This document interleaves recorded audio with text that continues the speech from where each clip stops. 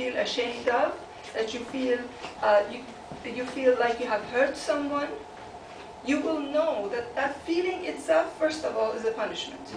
Okay, that's first of all, that's the first punishment, and you will punish yourself 100 times much harder than anybody else will come back and punish you for it. Yeah, but if you hurt somebody, you're not responsible for the emotion. We're not talking about emotions of someone, and if we're talking about knowingly hurting someone. Okay? Knowingly hurting someone. If you know a comment or a word or something is going to hurt someone, don't say it. Right? Don't say it. You don't have to open your mouth and give your opinion. There's no need for that. So all of these will add up to sin if you're not feeling good inside. There is no one person out there waiting to punish you for any kind of sin. We punish ourselves naturally. Sins are, or any punishable act that you said, that's again, that's just only within the organized religion. They want to somehow put a control over this so that you will understand that this is going to come back and bite you. Don't do it, otherwise it'll bite you. It's not the matter of, again, it's not the matter of somebody being out there trying to punish you. Nobody's going to punish you but yourself. Breaking God's law, right? Breaking God's law. Thank you for finding that on the internet, by the way. What are God's laws? Are you talking about the spiritual law? The spiritual law and yours? God's well, laws. It's different law. It's physical law. It's all different level of law. We have different levels of law. Yeah. Well, to begin with, actually, we have two laws. We have the universal laws. Yeah. And the universal laws actually are divided into spiritual laws, and we have the physical laws. Okay, so when you talk about God's laws, you're talking about spiritual laws.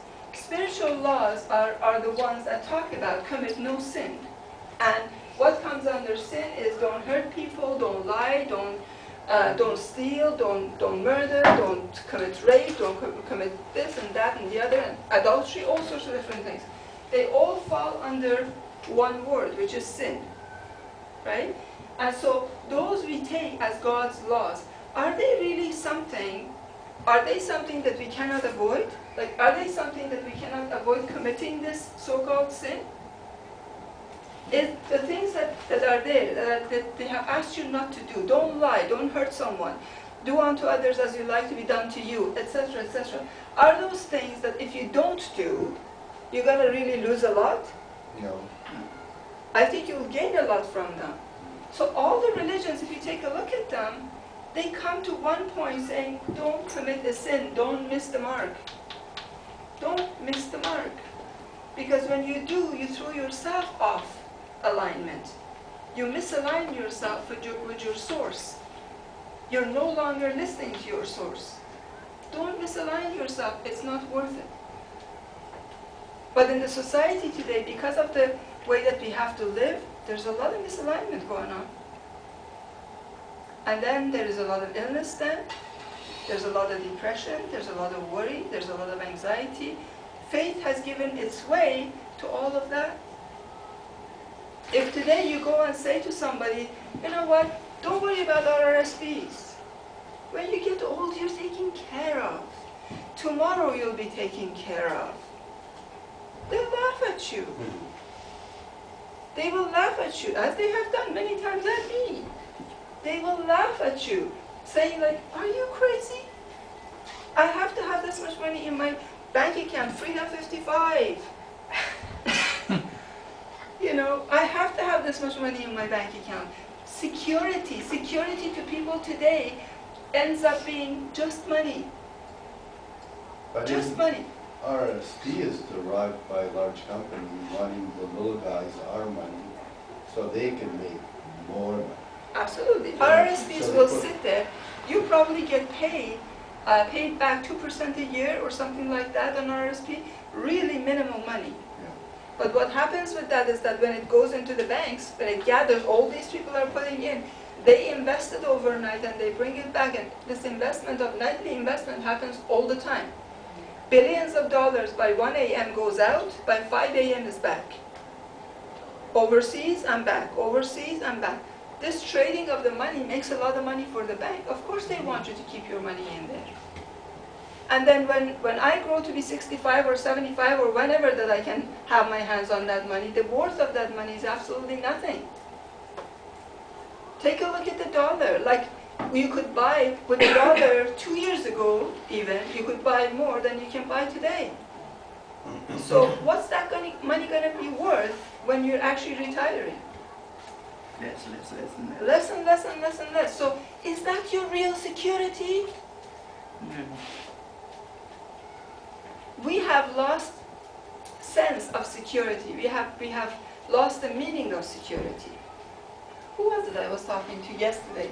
She was saying that she is dating this man, and everything with this man is just perfect, but he doesn't have money. And I said, and your point is? And she said, well, there's no security.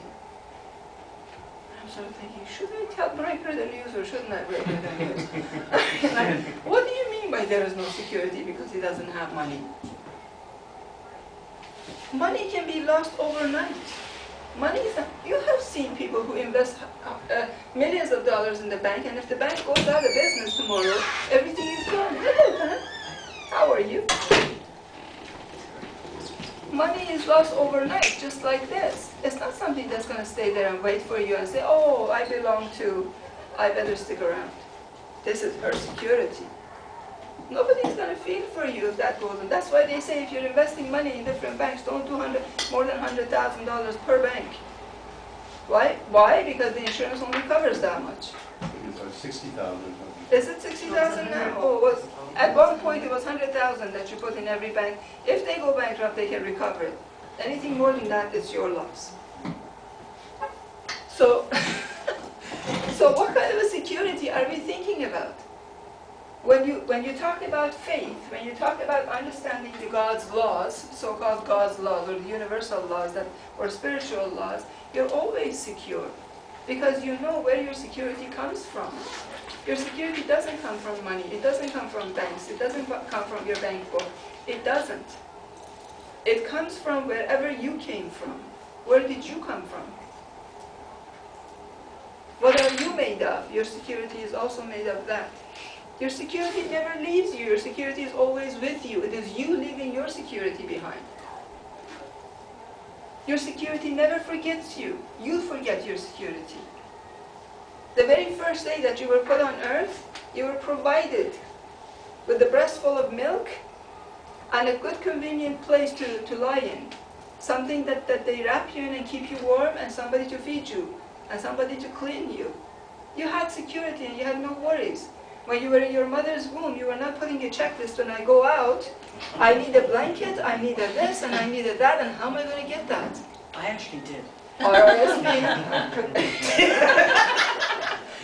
Did you start saving when you were not born yet? Yes, I did. So when you come here, you come prepared.